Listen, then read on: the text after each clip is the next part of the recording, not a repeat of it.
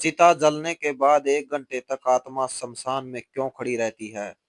गरुड़ पुराण का रहस्य। जय श्री कृष्ण मित्रों। जब किसी इंसान की मृत्यु होती है तो उसके घर के बाहर भीड़ लग जाती है। रिश्तेदार जमा हो जाते हैं। रोना धोना मच जाता है।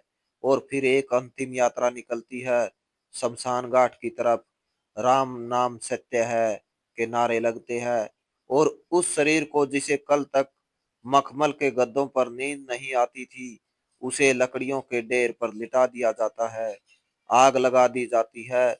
और जब वह शरीर धूं धूं करके जलने लगता है तो धीरे धीरे सारे रिश्तेदार, सारे दोस्त और परिवार वाले वहां से जाने लगते हैं। वह पीछे मुड़कर भी नहीं देखते, यह सोचकर कि अब सब खत्म हो गया। लेकिन क्या सच में सब खत्म हो गया है? यहीं से शुरू होता है वह भयानक और रोंगटे खड़े कर देने वाला सच, जिसके बारे में गरुड़ पुराण के प्रेत खंड में विस्तार से लिखा गया है। जब शमशान में आखिरी आदमी भी चला जाता है, जब चिता की आग बुझने लगती है और सिर्फ गर्म राख और सन्नाटा बजता है, तब वहां एक शख्स खड़ा रह जाता है। वह कोई इंसान नहीं होता, वह उसी मृतक की आत्मा होती है जो अपनी ही राख के पास खड़ी होकर उस मंजर को देख रही होती है। जरा सोचिए, वह आत्मा जो कुछ घंटे पहले तक उस शरीर के अंदर थी, जो उस शरीर को अपना मानती थी, आज वह उस शरीर को राख के ढेर में बदला हुआ देख रही है। उसे विश्वास नहीं होता कि जिस शरीर को उसने पूरी जिंदगी सवार सवारा, खिलाया पिलाया और सुरक्षित रखा, जिस चेहरे को आईने में देखकर उसे गरूर गुरूर था होता था, वह अब एक मुट्ठी राख बन चुका है।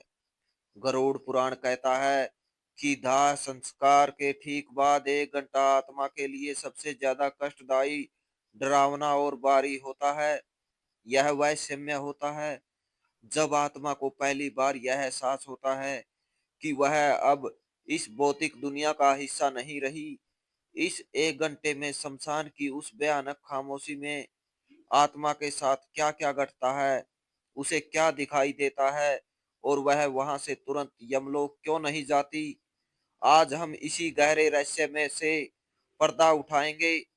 यह वीडियो कमजोर दिल वालों के लिए नहीं है, क्योंकि इसमें मौत के बाद का वो नंगा सच है जिसे सुनने के लिए कलेजा चाहिए।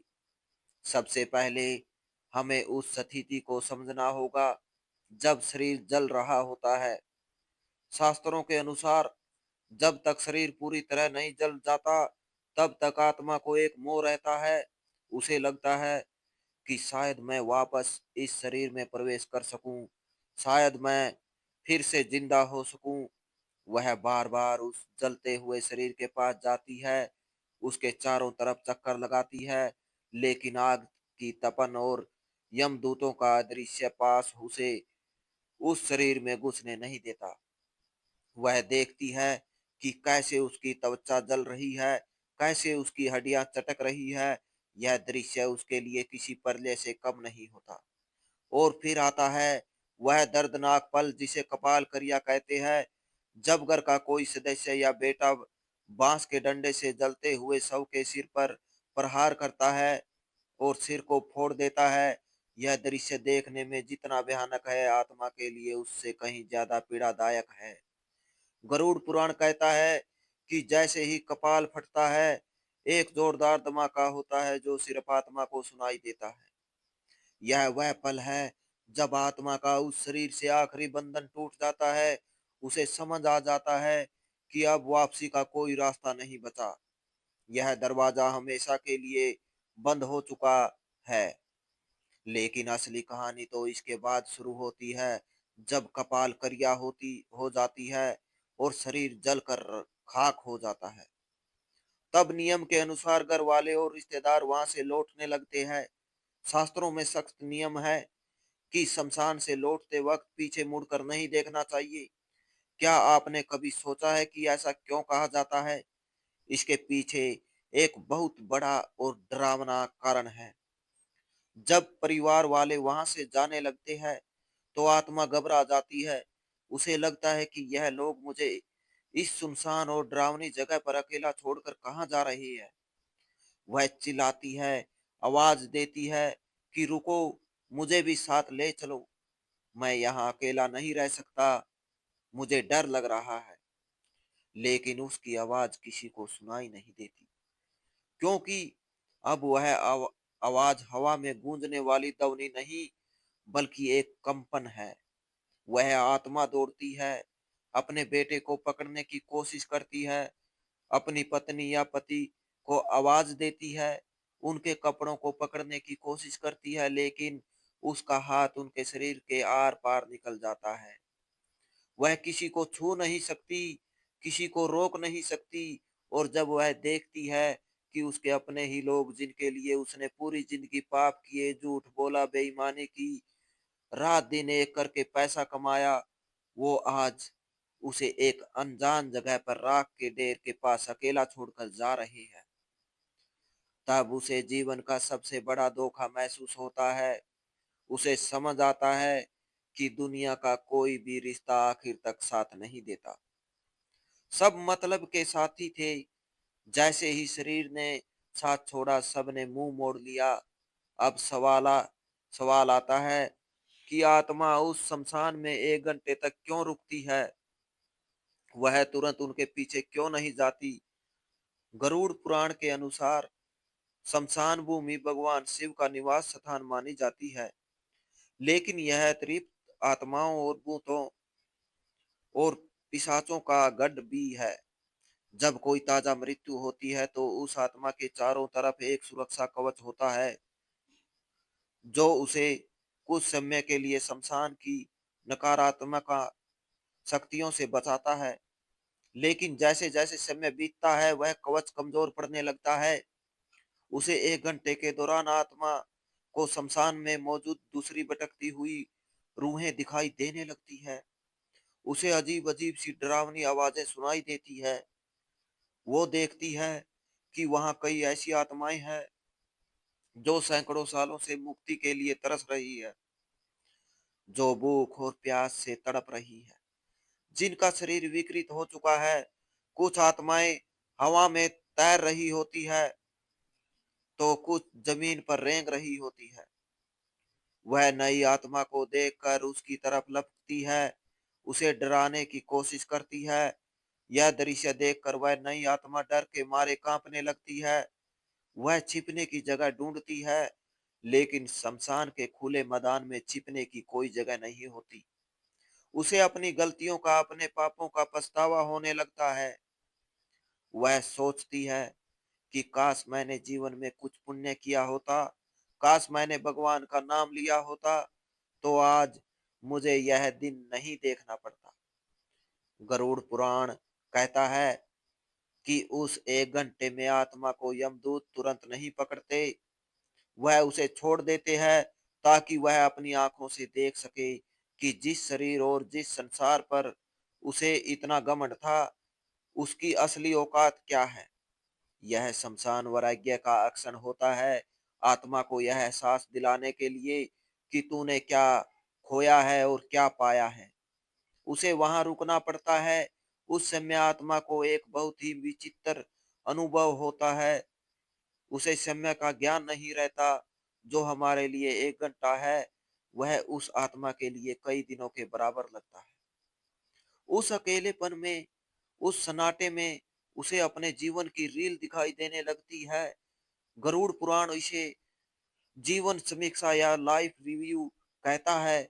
बचपन से लेकर जवानी तक और जवानी से लेकर बुढ़ापे तक उसने जो भी कर्म किए, चाहे वह बंद कमरे के किए हो या सबके सामने, सब कुछ उसकी आंखों के सामने तैरने लगता है। उसने किस किस का दिल दुखाया, किस किस का हक मारा, किस किस को धोखा दिया, वह सब उसे याद आने लगता है। और सबसे बड़ी बात, उसे यह भी दिखाई देता है कि उसके उन कर्मों का दूसरों पर क्या असर पड़ा। अगर उसने किसी गरीब की मजदूरी मारी थी, तो उसे उस गरीब के बच्चे भूख से रोते हुए दिखाई देते हैं। अगर उसने किसी जानवर को पत्थर मारा था, तो उसे उस जानवर का दर्द महसूस होता है। यह मानसिक पीड़ा शारीरिक पीड़ा से कई गुना ज्यादा होती है। आत्मा चीखती है, रोती है, लेकिन वहां उसके आंसू पहुंचने वाला कोई नहीं होता। वहां सिर्फ हवा की सनसनाहट होती है और दूर कहीं कुत्तों के रोने की आवाज। यह वह समय है जब इंसान को अपनी असलियत का पता चलता है। उसे समझ आता है कि जिन पर प्रतिष्ठा और पैसों को का उसे इतना घमंड था, वह सब तो शमशान के गेट के बाहर ही छूट गई। अंदर तो सिर्फ वह और उसके कर्म ही आए हैं। शमशान की उस भूमि पर खड़े होकर आत्मा देखती है कि उसके शरीर की राख अब ठंडी हो रही है। वह उस राख को छूने की कोशिश करती है। उसे याद आता है कि इसी शरीर पर वह महंगे कपड़े पहनती थी, इसे इस तरह से महकाती थी, लेकिन आज यह राख हवा में उड़ रही है और कोई इसे समेटने वाला भी नहीं है। यह शून्यता उसे तोड़ देती है, लेकिन कहानी यहीं खत्म नहीं होती। जब वह 1 घंटा बीत जाता है और परिवार वाले घर की तरफ काफी आगे निकल चुके होते हैं, तब आत्मा का मोह फिर से जागता है। वह डरती है, घबराती है और भागते हुए अपने परिवार के पीछे जाती है। वह देखती है कि उसके बेटे और भाई बातें करते हुए जा रहे हैं। वह उनकी बातें सुनने की कोशिश करती है। कई बार उसे यह सुनकर धक्का लगता है कि वे लोग उसके जाने का दुख मनाने के बजाय उसके बैंक खाते और जायदाद की बातें कर रहे हैं।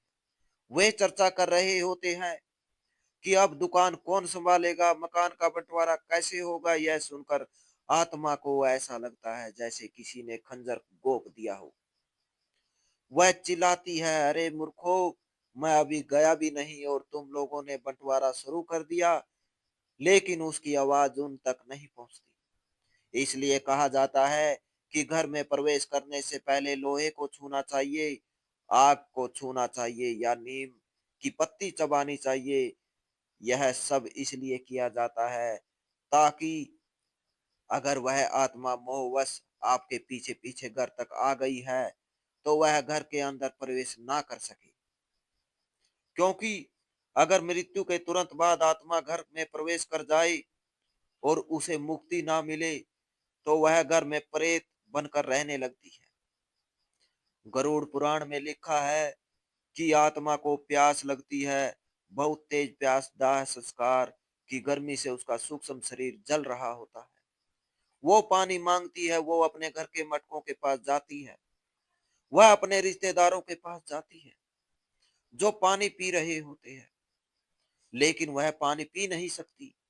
उसकी गर्दन, जिसे गरुड़ पुराण में सुई की नोक जैसा बताया गया है, इतनी पतली हो जाती है कि वह पानी की एक बूंद भी निगल नहीं पाती।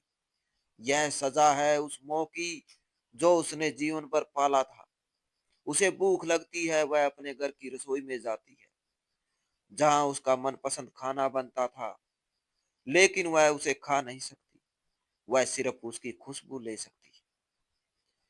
यहाँ बेबस उसे तोड़ कर रख देती है और उस 1 घंटे के बाद जब आत्मा अपने घर पहुंचती है, तो वह वहां का नजारा देखती है। वह देखती है कि लोग उसकी फोटो पर माला चढ़ा रहे हैं, कुछ लोग उसके जाने का दुख मना रहे हैं, तो कुछ लोग उसकी संपत्ति, उसके पैसे और उसके बंटवारे की बातें कर रहे हैं। यह देखकर आत्मा को गहरा आघात लगता है। उसे समझ आता है कि मेरे जाने के बाद भी दुनिया वैसी ही चल रही है। किसी के रुकने के से कुछ नहीं रुकता।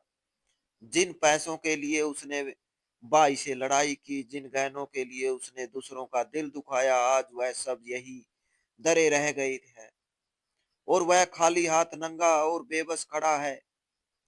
उसे अपने ही घर में बेगानापन महसूस होता है। वह अपनी ही कुर्सी पर बैठना चाहता है, लेकिन बैठ नहीं पाता। वह अपने बच्चों के सिर पर हाथ रखना चाहता है, लेकिन रख नहीं पाता। वह अपनी पत्नी को रोते हुए देखता है और उसे चुप कराने की कोशिश करता है, लेकिन वह उसे महसूस नहीं कर पाती। यह असमर्था आत्मा को पागल कर देती है। वह बार बार दीवार से टकराती है, आईने में खुद को देखने की कोशिश करती है, लेकिन वहां कोई प्रतिबिंब नहीं होता। गरुड़ पुराण यह भी बताता है कि मृत्यु के बाद आत्मा की याददाश्त, जिसे हम स्मृति कहते हैं, बहुत तेज हो जाती है। उसे अपने बचपन से लेकर बुढ़ापे तक का एक एक पल याद आने लगता है। उसने कब किससे झूठ बोला, कब किस गरीब को सताया, कब किस जानवर को मारा, उसे सब कुछ एक फिल्म की तरह दिखाई देने लगता है।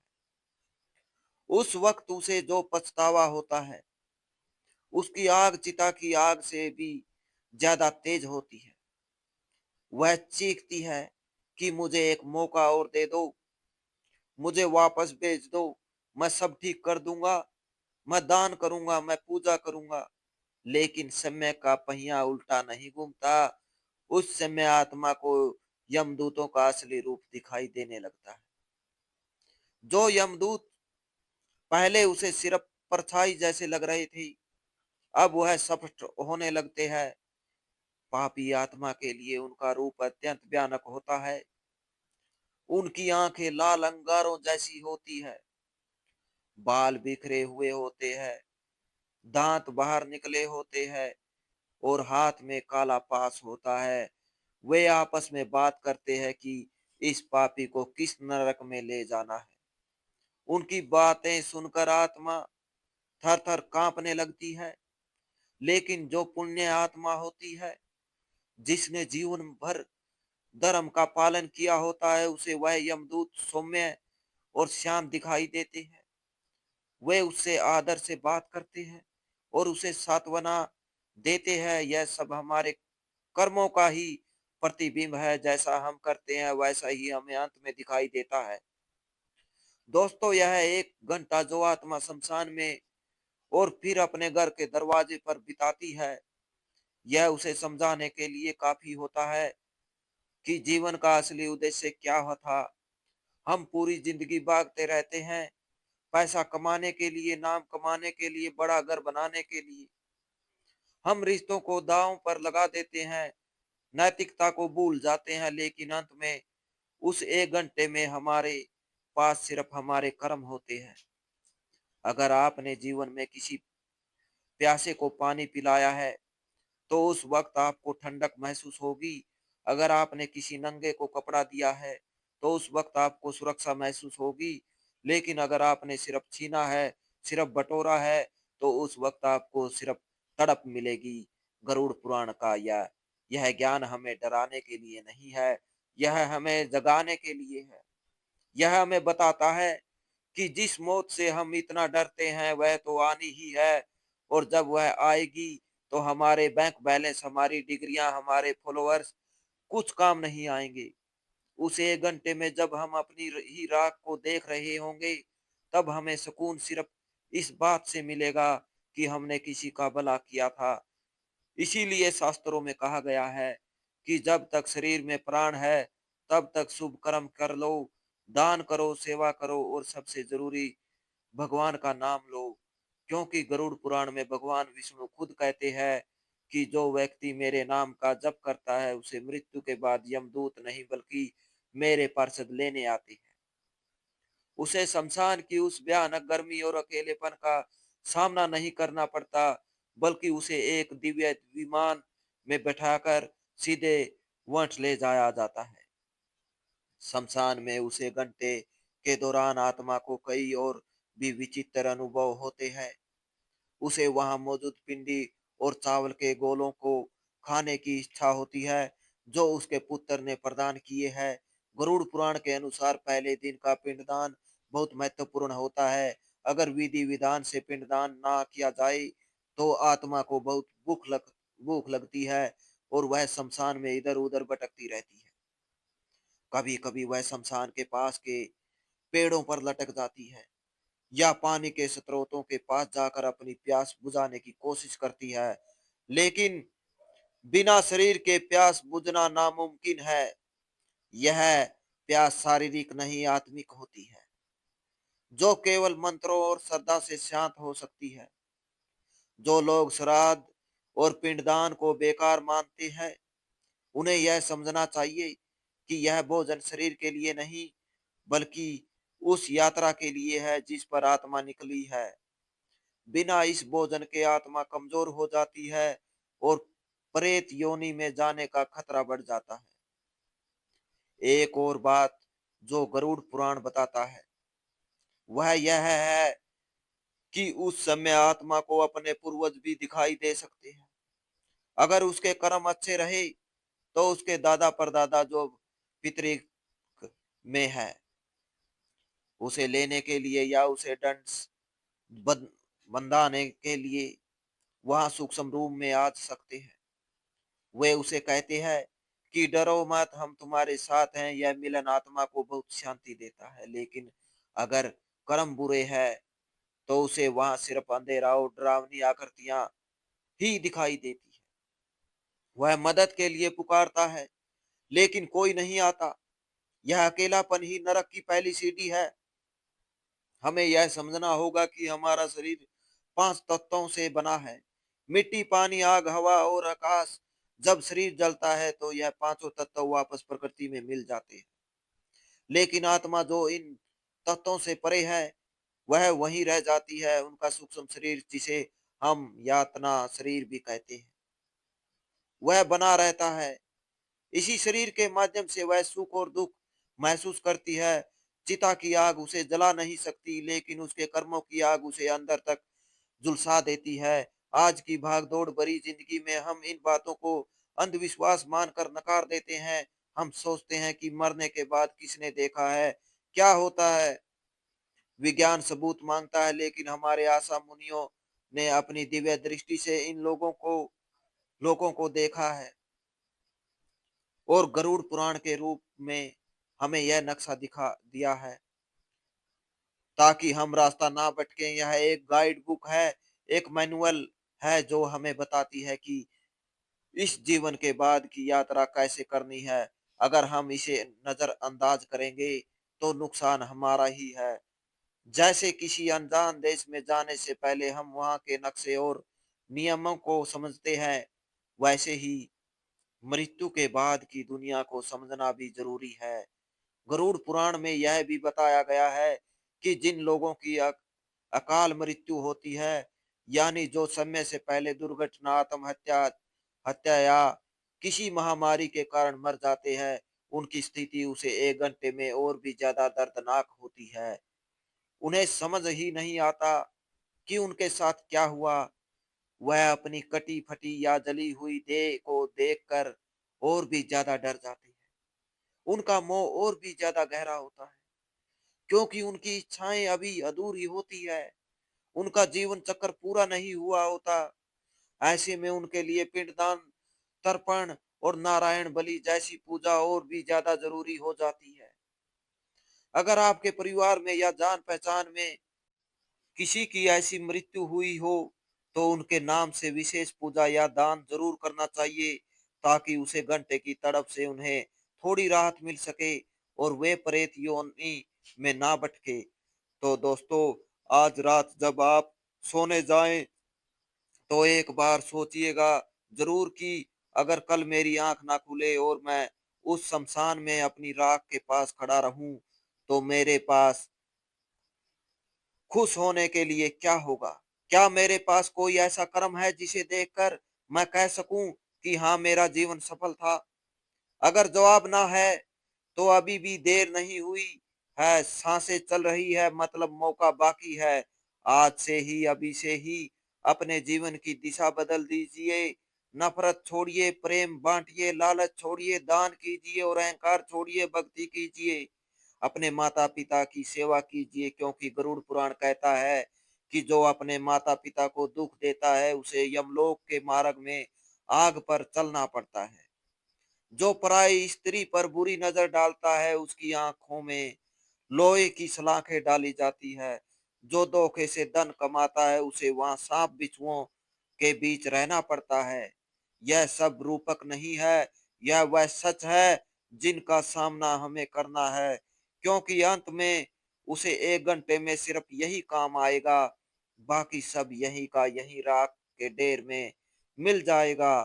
आपके बड़े मकान, आपकी गाड़ियाँ, आपके गहने सब दूसरे लोग ले लेंगे। आपका शरीर भी आपसे छीन लिया जाएगा। आपके पास बचेगा तो केवल आपका स्वभाव और आपके कर्म। अगर आज की यह जानकारी, यह सत्य आपके दिल तक पहुँचा है हो तो इसे केवल एक वीडियो समझकर मत भूल जाइएगा। यह एक चेतावनी है, एक संकेत है। इसे अपने जीवन में उतारिए और अगर आप चाहते हैं कि आपके पूर्वजों को, आपके पितरों को शांति मिले, तो कमेंट में पूरी श्रद्धा के साथ ओम नमो नारायण या ओम शांति जरूर लिखें। यह छोटा सा मंत्र उन भटकती आत्माओं तक एक सकारात्मक ऊर्जा पहुंचा सकता है। और उस सत्य को अपने दोस्तों और परिवार के साथ जरूर बांटे, ताकि वह भी इस अज्ञान की नींद से जाग सके। याद रखिए, मौत अंतिम सच है, लेकिन कर्म मौत से भी बड़ा सच है। हम अक्सर मौत से डरते हैं, लेकिन हमें डरना चाहिए उस जीवन से जो हमने व्यर्थ गवा दिया। हमें डरना चाहिए उन आंसुओं से जो हमारी वजह से किसी की आंखों में आए। हमें डरना चाहिए उस विश्वास से जो हमने तोड़ा, क्योंकि यही वह चीजें हैं जो शमशान में हमारे सामने खड़ी होगी होंगी।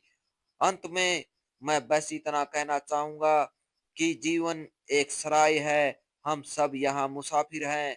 कोई जल्दी चला जाएगा, कोई देर से, लेकिन जाना सबको उसी शमशान में है, उसी राख में मिलना है। तो क्यों ना हम इस सफर को इतना खूबसूरत बनाएं कि जब हम जाएं तो लोग हमारे लिए रोएं, ना कि हमारी बुराई करें। क्योंकि ना हम इतने पुण्य ले कमा लें कि जब हम उस शमशान में अकेले खड़े हो तो हमें डर ना लगे, बल्कि एक संतोष हो कि मैंने अपना जीवन सही तरीके से जिया। और जब यमदूत आए तो हम मुस्कुराते हुए उनके साथ चल पड़े एक नई और बेहतर यात्रा की ओर। आपको हमारी वीडियो पसंद आई हो तो हमारे एसके की जुबानी 2.0 चैनल को लाइक और सब्सक्राइब करें। कमेंट बॉक्स में जय श्री कृष्ण जरूर लिखें और आप हमेशा सच्चाई के रास्ते पर ही चलें, यही आपसे निवेदन करते हैं। तो मिलते हैं ऐसी ही एक और मोटिवेशनल कहानी के साथ। Thanks for watching.